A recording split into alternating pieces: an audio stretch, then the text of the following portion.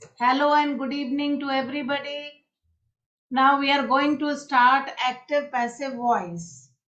सबसे पहले तो हम ये जाने व्हाट इज अ वॉइस। मैं खाना खाती हूँ, ये एक्टिव बात है, खाती हूँ। फिर मैंने कहा खाना मेरे द्वारा खाया जाता है, ये हो गई पैसिव बात।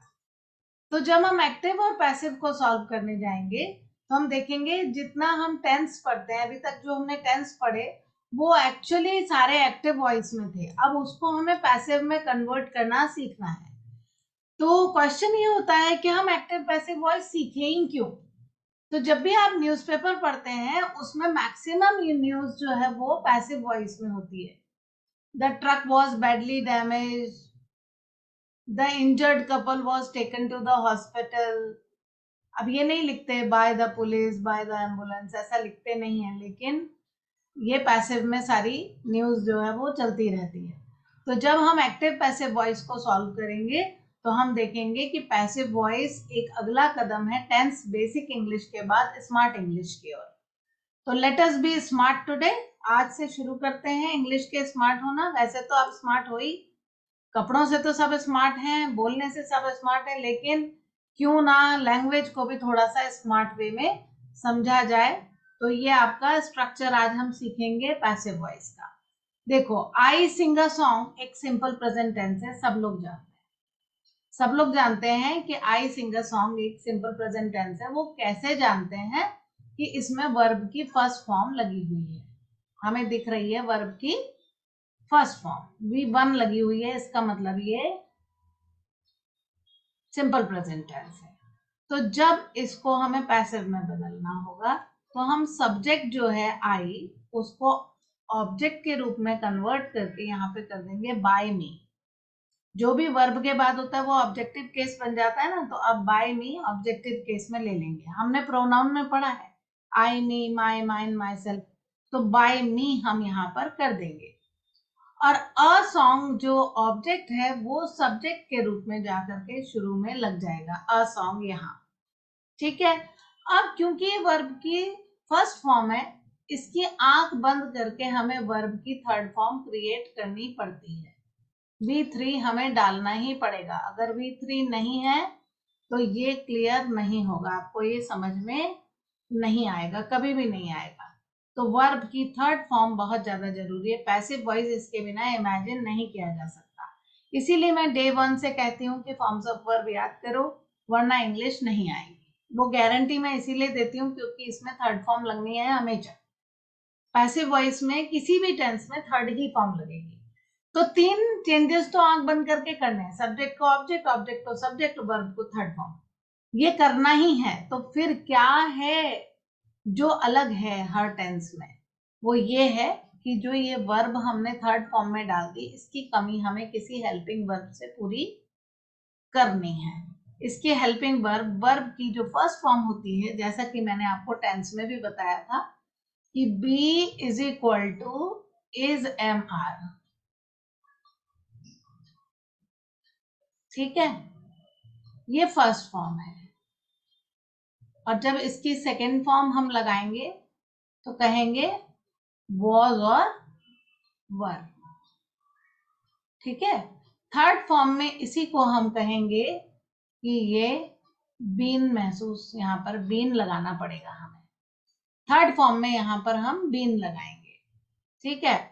तो इस चीज को हमें अब फील करना पड़ेगा कि आई सिंग अ सॉन्ग, थोड़ा सा कॉमन सेंस लगाएंगे कि आई के साथ में सिंग अ सॉन्ग लगा है। अब जब सॉन्ग इधर सब्जेक्ट बन चुका तो वर्ब की first form be is am are यहाँ पे लगाएंगे वर्ब की फर्स्ट फॉर्म की कमी पूरी करने के लिए। तो क्योंकि सॉन्ग सिंगुलर है, थर्ड पर्सन सिंगुलर है, इसलिए यहाँ पर इज लगा हुआ है। अगर यहाँ सॉन्ग्स होते तो यहाँ अपने आप आर हो जाता। सब्जेक्ट का वर्ब से एग्रीमेंट कहलाता है। वर्ब से एग्रीमेंट है कि भाई मैं सिंगुलर हूं तो इज लूंगा, और अगर मैं प्लूरल हूं तो आर लूंगा। अगर मैं आई हूं तो एम ले लूंगा इस जगह, लेकिन आई तो आएगा ही नहीं, यहाँ पर तो ऑब्जेक्ट आ रहा है, ऑब्जेक्ट को सब्जेक्ट बनाया जा रहा है। अ सॉन्ग इज सं बाय मी। अब ये जो इन द पार्टी है, ये वाला हिस्सा अगर आप ना भी लगाएं तो भी चलेगा, और जो इसमें पार्ट जुड़ा हुआ है वो ऐसे के ऐसे ही कॉपी पेस्ट कर देना है। आपको सिर्फ सब्जेक्ट वर्ब और ऑब्जेक्ट से मतलब है, पीछे जो भी फ्रेज एंड क्लॉज है वो एज इट इज लगा लिए जाएंगे।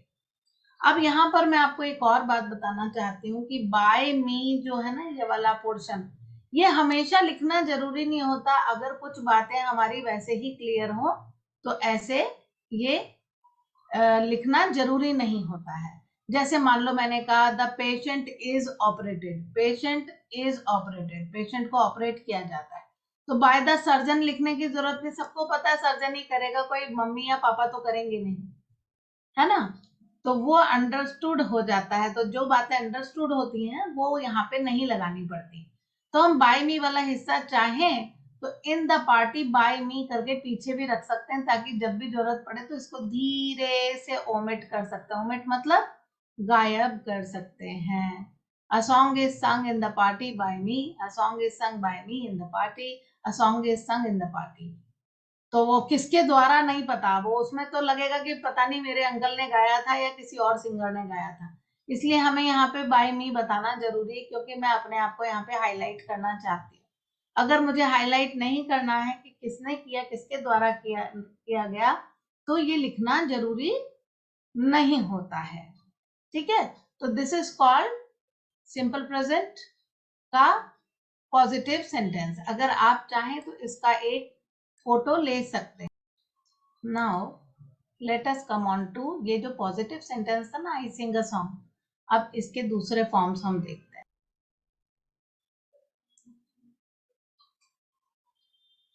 अब हम यहाँ पर देखेंगे कि जब नेगेटिव बनाया तो कहा कि I do not sing a song. अब ये do not sing a song जो है, इसमें डू, डिड, डज सब एक्टिव वॉइस में आता है, पैसिव में नहीं आता है। तो हम इसको मन में इमेजिन करेंगे, आई sing a song, positive imagine करेंगे, अपने आप इज निकल आएगा।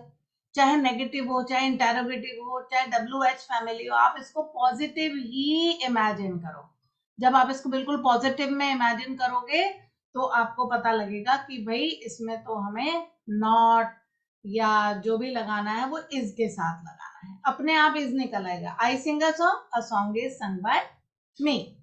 तो I do not sing a song, I do not sing a song हुआ तो अ सॉन्ग आने के बाद में यहाँ पर इज आ जाएगा, क्योंकि हमने इमेजिन किया आई सिंग अ सॉन्ग, तो उसमें इज निकल गया।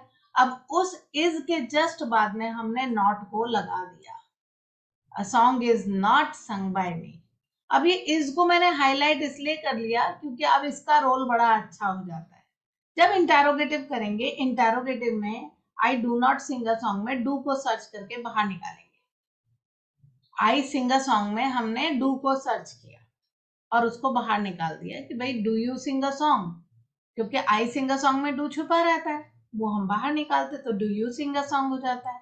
तो जब इसको हमें पैसिव वॉइस करना है तो हम क्या करेंगे, do you sing a song जब हम पढ़ेंगे तो हमें डू को इमेजिन ना करके इसको हटा देते हैं एक बार और कहते हैं यू सिंग अ सॉन्ग। अब इसको जब पैसिव करेंगे तो अ song is sung by you, a song यहां पर लगाएंगे इज संग बाय यू। तो जब हम यहाँ पर करेंगे इज संग बाय यू तो फिर क्वेश्चन हो जाएगा, भाई अ song is sung by you, तो इज अंदर रखेंगे तो कैसे क्वेश्चन हो जाएगा, इसलिए इस इज को हमने बाहर निकाल दिया। A song is sung by you, तो इस तरह से ये इंटेरोगेटिव हो गया। तो is a song sung by you, do you sing a song का क्या हो गया, डू को जैसे बाहर निकाला था ऐसे यू सिंग अ सॉन्ग को जब हमने पैसिव में बनाया तो अ song is sung by you हुआ, उसमें से इज को हमने बाहर प्लेस कर दिया।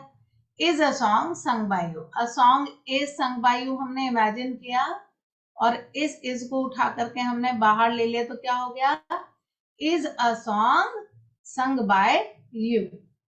अब इसी do you sing a song से पहले आप कोई भी question word, where do you sing a song, why do you sing a song, ठीक है, when do you sing a song, तो ठीक ऐसे ही यहाँ पे हो जाएगा same. A song is sung by you, is बाहर निकाला, उससे पहले question word, where is a song sung by you, देखो हो गया। Why do you sing a song, why is a song sung by you, it's very easy.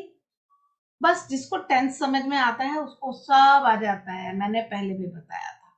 और tense तभी समझ में आता है जब फॉर्म्स ऑफ वर्ब याद की हो, और फॉर्म्स ऑफ वर्ब जिसने याद नहीं की उसकी गारंटी है उसको इंग्लिश नहीं आएगी, पहले ही बता दिया था मैंने, ये डिस्क्लेमर में पहले दिन से दे के चलती हूँ।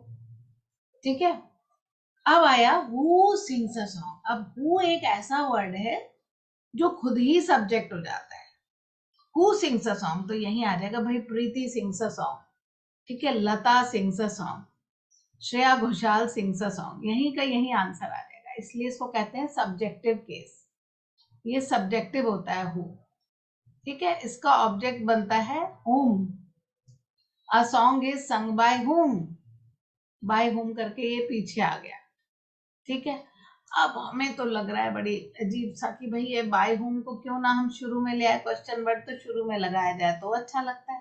तो यदि आपको क्वेश्चन वर्ड शुरू में लगाना है तो फिर अ सॉन्ग से पहले इसको भी निकालना पड़ेगा, ये फिर बाहर आ जाएगा अगर आपको इसको शुरू में रखना है तो।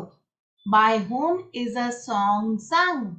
अब ये बोलने में आपको अजीब इसलिए लग रहा है क्यों, हेल्पिंग वर्ब इसमें कम है, क्योंकि इसमें हेल्पिंग वर्ब कम है। अगर हेल्पिंग वर्ब ज्यादा होती तो यही टेंस आपको बड़ा स्मूथ लगने लगता। आगे के टेंसेस में आप सीखेंगे जब आएंगे ना आगे, सिंपल फ्यूचर टेंस तक आपको थोड़ा आसान लगने लगेगा, फिर कॉन्टिन्यूअस परफेक्ट तो और भी आसान लगने लगेगा, ठीक है।